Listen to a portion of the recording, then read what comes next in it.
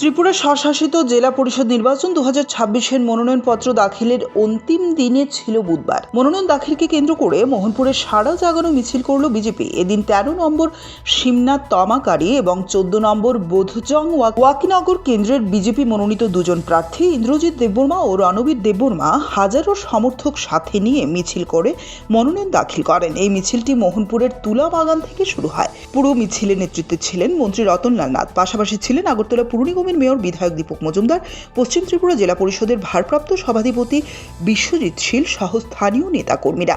মনোনয়ন জমার শেষ পর্যায়ে মন্ত্রী রতনলাল নাথ সাংবাদিকদের মুখোমুখি হয়ে বলেন যে আমরা চাই উন্নয়ন, পাশাপাশি চাই রাজ্য জুড়ে শান্তি সম্প্রতি উন্নয়ন। বর্তমানে সামগ্রিক উন্নয়ন ও মানুষদের নিয়ে এই চিন্তা ভাবনাকে সামনে রেখেই আমরা অনেকটা এগিয়ে যাব। গোটা এডিসিতেই বিজেপি ভালো ফলাফল করবে এবং ভোটের হাওয়া বিজেপির সমর্থনে অনেকটা এগিয়ে। তবে একটা জিনিস পরিষ্কার যে সিপিআইএম একটা আসন পেলেও বেশ ক্ষতির। তিনি এক প্রকার একেবারে ইঙ্গিত টেনে বলেন যে এদের কাজই হচ্ছে জনজাতি পাহাড়ি ভাই বোনেদের নিয়ে ছলনায় এগিয়ে থাকা। এবার আজকে দেখেছেন আপনারা স্বতঃস্ফূর্ততা একটা বিজেপির পক্ষে আছে। আমরা কাউকে জোর করে ভোট দিব, জোর করে ভোট চাইও না। আমার এলাকায় ধরুন, এত বছর ধরে আমি রাজনীতি করি, পাহাড়ি এলাকায় আমার এই লেবুঙ্গা ব্লক এলাকায় আমার দল যে ডেভেলপমেন্ট করেছে কেউ চিন্তা করতে পারে। সুতরাং এই নিরিখে আমার মনে হয় ভোট আমাদের ভালো হবে, এটাই বলতে পারি। এবং মানুষের মধ্যে একটা স্বতঃস্ফূর্ততা আছে।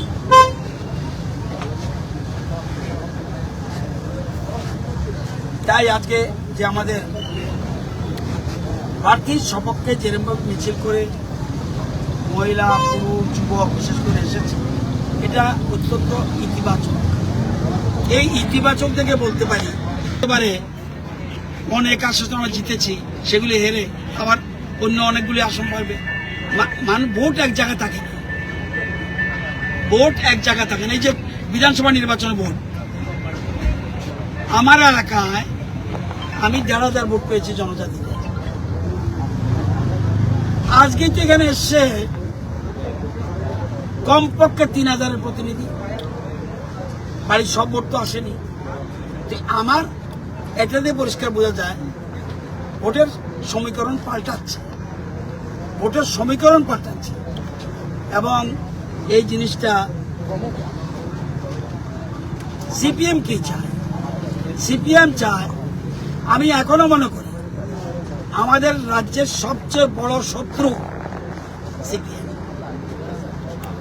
সিপিএম যদি একটা আসন হয় পায়, এটা এই রাজ্যের জন্য অমঙ্গল। একটা আসন পেল অমঙ্গল।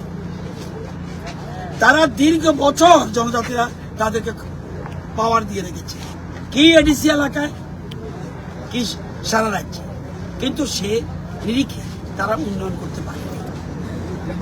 সুতরাং আমার মনে হয় না অন্য কারো ফল ভালো হবে, আমাদের পক্ষেই ভোট হবে বলে আমার বিশ্বাস। আমরা কাজও করছি।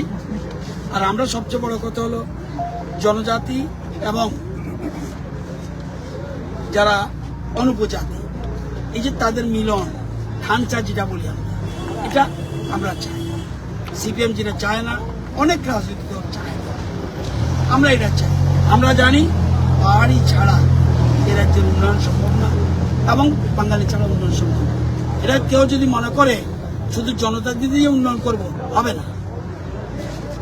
এবং আমাদের সরকার চাইছে সমতল থেকে পাহাড়ে বেশি কাজ করার জন্য, না হলে সবকা সাথ সবকা বিকাশ হবে না। এই জন্য আমরা প্রায়োরিটি দিচ্ছি পাহাড়ি এলাকা।